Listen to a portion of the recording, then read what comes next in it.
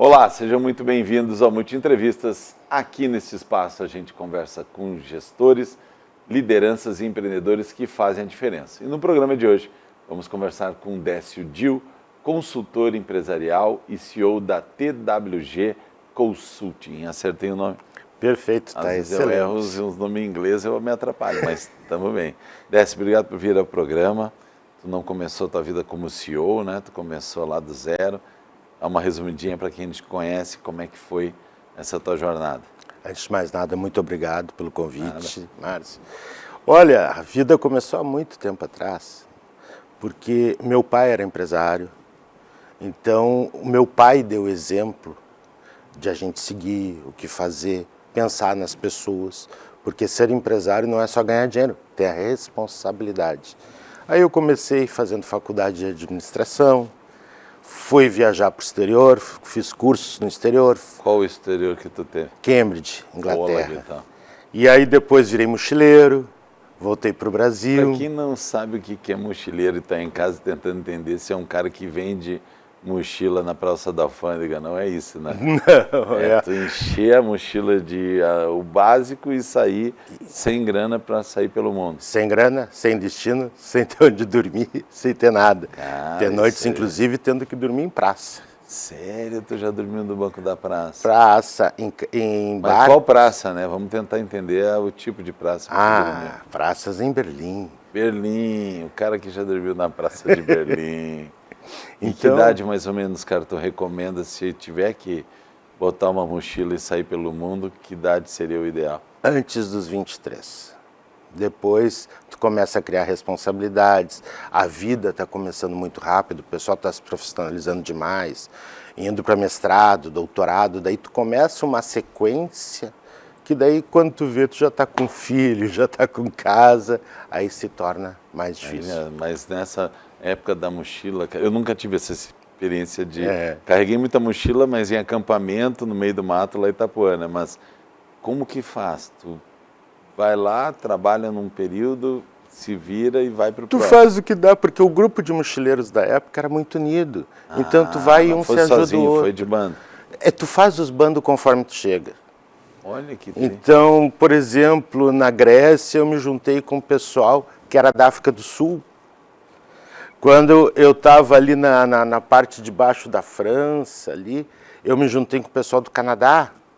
E assim tu vai indo, tu vai conhecendo pessoas e culturas diferentes que influenciam na nossa formação e a nossa capacidade de ver as diferenças e aceitar. Que isso é essencial na hora de administrar. Tinha que contextualizar um pouco para quem está em casa que essa época, pelo que mais ou menos eu estou deduzindo, não tinha celular, né? Nada. Tu tinha que fazer as ligações no orelhão. Nós estamos falando isso em 1991.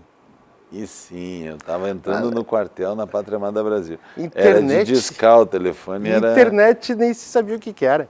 E aí tu dava notícia para a família. Alô, mãe, tá tudo bem? Tô na Grécia. Alô, tô na Alemanha. Alô, tô na França. Ligações a cobrar. A cobrar, na época, caríssimas. Sim, passava por telefonista internacional. Ela perguntava qual era o número, etc., para depois chegar. Que espetáculo. Vivemos época dos dinossauros. Mas aí passou esse período, te formasse? Me formei em administração, voltei para o Brasil daí. Aí fui fazer contábeis. Né? Opa! Depois eu fui fazer MBA em Gestão Empresarial, Fundação Getúlio Vargas. Gostasse dessa coisa de ir para a universidade? Sim, controladoria, psicologia comportamental, a parte comportamental da psicanálise. Por quê? Porque é essencial. Tu tem que conhecer números, tu tem que conhecer gestão, tem que conhecer pessoas. Porque as empresas são formadas por pessoas. Então, se tu não conhece o contexto, não sabe como lidar, tu não tem como administrar. Aí se gera os conflitos. Tem uma frase que eu vi esses dias, não sei se tu concorda, que empresas são feitas de pessoas, né? Se tu não entende de pessoas, tu não entende de negócios, né? Exato, perfeito. Negócios são feitos por pessoas. Frase perfeita. E uma empresa é uma personalidade jurídica, tem personalidade. E normalmente... Boa. Isso, e normalmente a personalidade da empresa vem de quem administra. Então, o administrador geral, se ele é desorganizado, a empresa é desorganizada. Se ele é um cara aberto, solto, a empresa é aberta, solta. Se ele é comunicativo, a empresa é comunicativa. Então, a personalidade é formada pelo principal gestor e os outros gestores de segundo nível, etc., começam a complementar a parte de relação. Empresa é um espelho do comando, né? Sempre, da liderança. Sempre. Tem outra frase que eu gosto muito, né? Que a rapidez da tropa, né, é definida pela rapidez do líder, né? Se o líder é lerdo, a equipe é lerda. Se o líder puxa, a tendência é que seja uma equipe mais ágil, mais avançada, né? E uma outra frase que eu uso muito é: se estás num cargo de comando, comande. Como é incrível, como ainda tem empresas onde a galera não comanda, né? Não, em vez de delegar ou delargar, né? Joga de qualquer jeito e isso impacta nos negócios. Os clientes percebem essa personalidade, né? Quando tu chega numa recepção, se ela está limpa ou suja, define. Sempre. Vai no restaurante, cara, é inacreditável.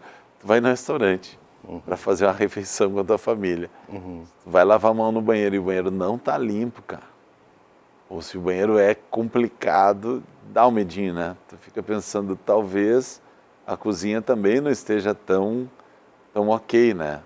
Esse ano de 2025, vários restaurantes foram autuados e fecharam, e alguns restaurantes famosos, né? Sim. Porque a vigilância viu lá que tinha coisa estragada, tinha coisa que vencida, etc., né?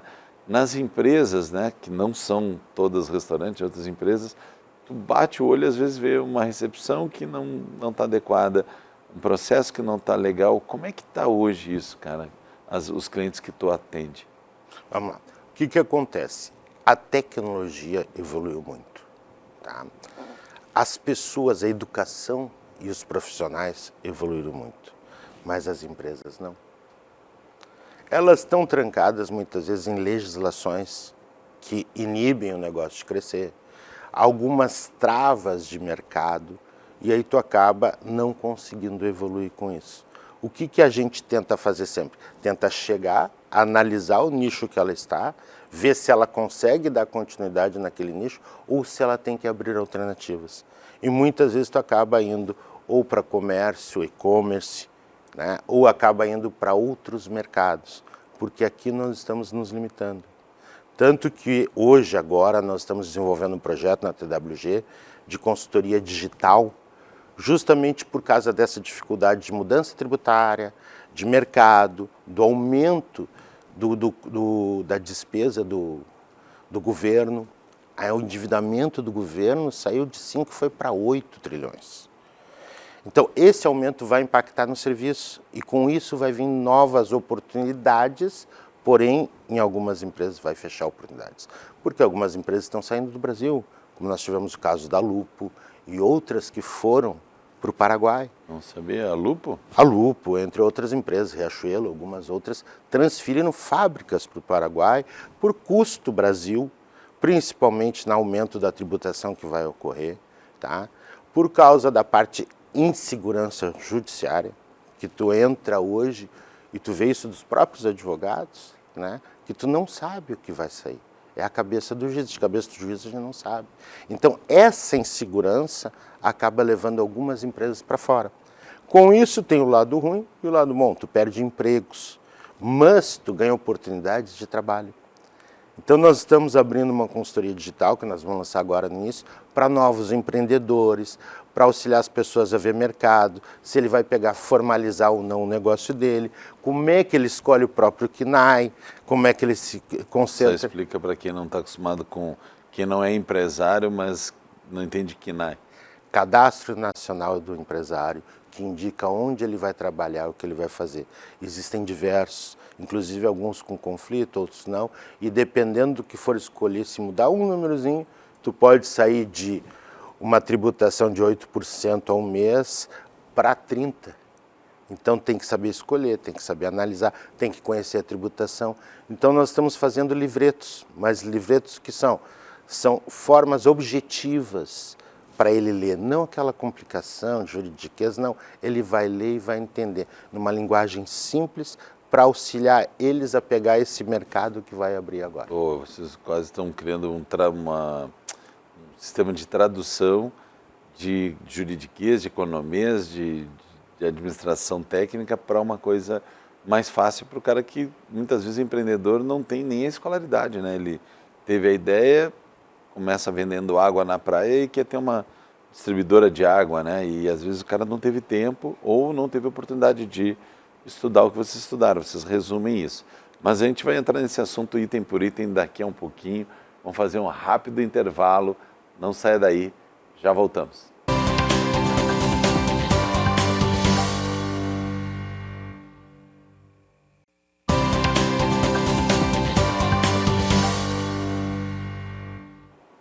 Estamos de volta com Multi Entrevistas e a gente continua falando com Décio Dil, consultor empresarial e CEO da TWG Consulting. Estava falando então dessa questão do teu trabalho que é facilitar a vida das empresas, a vida dos empresários, com livretos que expliquem melhor situações, como era o meu caso. Minha empresa tinha um KNAI, tinha um nome, era MWM Consultoria e Capacitação.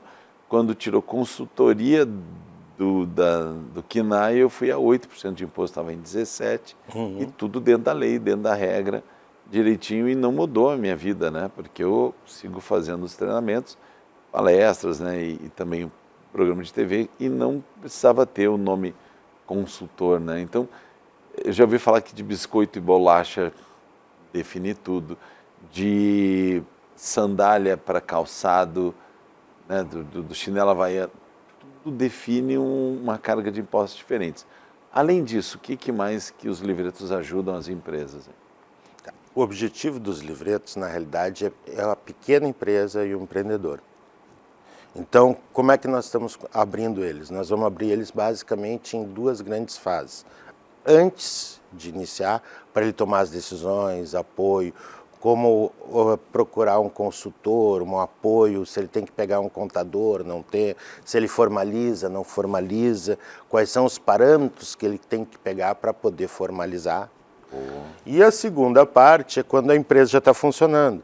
Como é que eu faço um fluxo de caixa, o que é custo, o que é despesa, o que eu tenho que observar, como é que eu formo meu preço. A formação de preço hoje não é só em cima de custo, não é só em cima de despesa, tem a percepção do cliente, que muitas vezes é muito diferente do teu custo. Então hoje muitas vezes tu precifica por percepção. Então tem todos esses dados que depois, quando a empresa está já formada e executando, que ele precisa entender.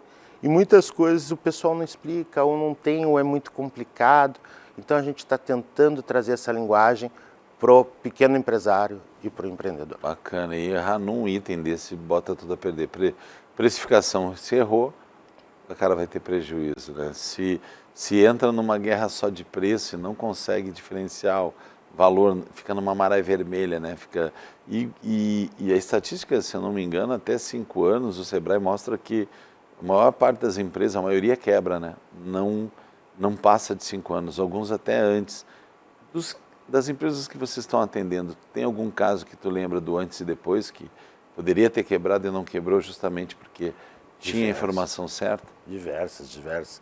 Casualmente, um cliente nosso de 2016 está retornando, que é de Goiás, e pediu para nós voltarmos. Quando nós chegamos lá, eu não posso falar o nome por questão de ética, mas o cliente, na época, quando nós chegamos lá, ele estava com um problema interno, com um diretor que tinha se passado nos números, se passado nos valores, misturado a vida particular, inclusive, e na época a dívida estava entre 85 e 89 milhões. Que ramo? Agro. Aí a gente pegou, sentamos lá, começamos a levantar, estruturar, levantar, fizemos um trabalho de 2 anos. Em 2 anos a dívida deles caiu para 20 mil reais.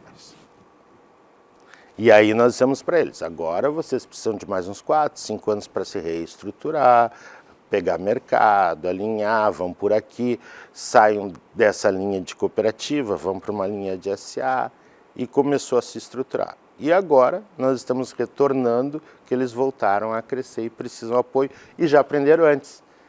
Que não chama a consultoria quando está com problema, chama a consultoria quando tu precisa estruturar para crescer. Porque a tua base é importante. Não tem como construir um prédio sem um bom alicerce. E assim é uma empresa. Eu adoro essas histórias porque eu só sou chamado quando está muito ruim, nunca é quando está bom.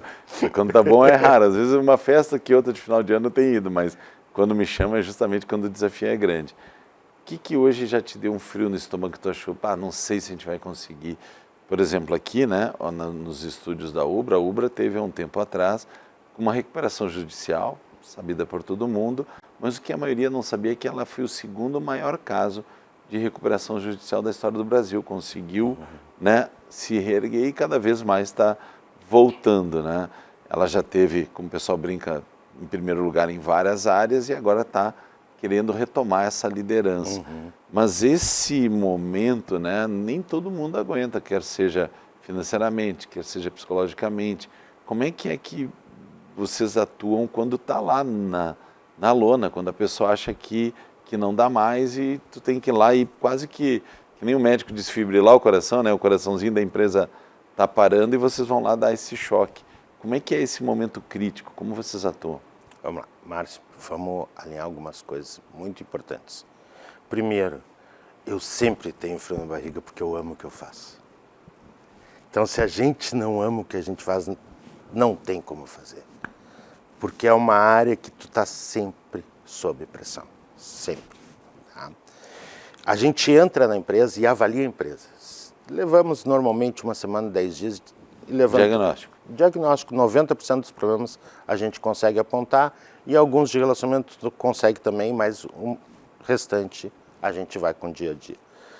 Quando tu entra, eu tenho experiências anteriores que eu já fiz isso. Eu montei empresa de emergência médica em Porto Alegre, ajudei, administrei ela, eu era a parte administrativa, eu era guri, o diretor-geral era uruguaio, e nós transformamos ela em uma das maiores em 5 anos, se não a maior de Porto Alegre. Eu tenho passagens por Nestlé que quando eu peguei o depósito ela estava desorganizada. E isso trouxe a experiência suficiente para fazer hoje. O nosso problema, o nosso frio na barriga, a nossa dificuldade não é quando ela está ruim. É quando o proprietário ou quem te contratou acha que ela está boa e não precisa mais de ti. E aí ele vem conversar, porque o contrato não sei o quê, e ele te dispensa ou cancela o contrato. 6, 7 meses depois ele está te chamando de novo, porque ele realmente não estava no momento de ser liberado. Então, o grande problema normalmente nas empresas, normalmente não, 100% das vezes, é o gestor. Né? Então, ele que bota a falência, ele que levanta, ele que faz. A gente só vai lá, dá um suporte a ele e mostra algumas dificuldades que ele tem e se ele está num momento de melhoria, ele quer evoluir como pessoa e como profissional, não tem como dar errado. Só dá errado quando ele não quer, ele se auto-sabota ou ele acha que ele não merece. Clássico. Aí que dá o problema. Essa questão é até para cachorro, né? Esse dia entrevistando um empresário na área, ele dizendo, cara, o pet é um reflexo do dono. Né? Muitas vezes o problema do cachorro, se tu tratar o dono, o cachorro resolve na hora, né? Mas é diferente, na empresa é incrível. E com as equipes hoje, vocês atuam direto com o cliente do teu cliente? Vocês chegam a acompanhar ou trabalham só a gestão? Como é que funciona? Tá?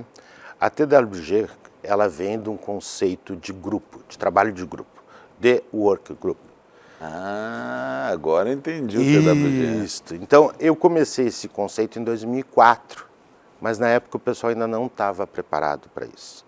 E aí eu retomei ele com a abertura da TWG, no qual o que a gente faz? A gente vai lá, avalia, pega os problemas, e em cima daqueles problemas a gente começa a montar grupos de trabalho, ou para treinamento direto, ou para orientação da gestão, e aí começa a colocar dentro das empresas. E eu faço a parte de supervisão, controle, olho para ver se está ok, se não tem. Hoje nós oferecemos tudo para o cliente. Hoje nós temos advogados de cobrança, tributarista que trabalham com nós, mas passa por mim para dar uma olhada, avaliada, montar estratégia, negociar muitas vezes, etc. Passa sempre por mim. Eu centralizo essa parte. Então a gente vai lá, olha como é que foi a venda aqui, estão montando, vamos contratar, não vamos, vamos só treinar. Não, tua linha de produção não está legal, o que nós vamos ver? Vamos analisar a parte de custo, teu sistema está funcionando, te atende, não atende, a tua linha está torta, não está, precisa botar alguém, não precisa. Avalia tudo. Avaliamos tudo, inclusive ontem eu estava num cliente e estava definindo para ele, olha, essa tua equipe hoje não funciona, tu tem 3 alternativas, tu pode demitir o chefe e manter a menina, contratar um outro assim, assim, o teu custo vai ser mais ou menos esse, assim, assim, e aí a gente monta a estrutura. E eu consigo um prestador de serviço para ti, da área contábil, um escritório contábil, para fazer isso assim, assim, só que eu consigo só baixar preço se eu ajudar na supervisão, que daí eu economizo ele lá e aí a gente... E aí eu monto o ecossistema todo. Tudo para ele. E isso vem de vários contatos que a gente tem, porque eu sou diretor do Sindicato dos Contadores, eu faço parte do ILERGS, eu faço parte do CBR, e aí faço parte de outras ordens que no final tu acaba tendo relações e acaba trazendo grupos de trabalho que executam pontualmente algumas coisas. Finalizou o projeto, se dispersa o grupo e se monta outro. E assim nós vamos fazendo. Bacana. Nosso tempo é curto. Quero te agradecer por esse overview, né, da tua vida e também do que vocês estão resolvendo atualmente. Assim que tu tiver algum case, alguma coisa que tu sinta que vale a pena, nos chama para a gente ter esse espaço e inspirar mais pessoas, não só empreender, como inovar, ou como salvar literalmente vidas, né? Cada empresa são várias famílias e quando tu atende uma empresa, tu está atendendo muita gente. Obrigado, Décio. O Multi Entrevistas vai ficando por aqui hoje. Se você sentiu que esse conteúdo serve para alguém, vai lá e compartilha no nosso canal no YouTube. Obrigado e até o próximo programa.